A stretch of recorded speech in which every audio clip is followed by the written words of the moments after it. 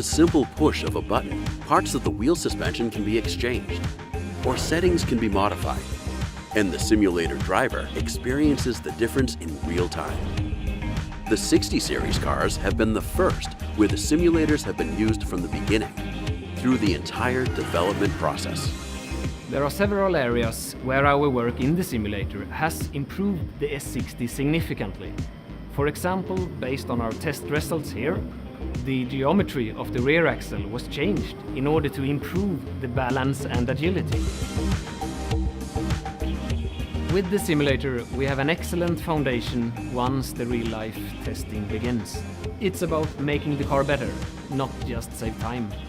I believe we have created the best driver's car so far in Volvo's history.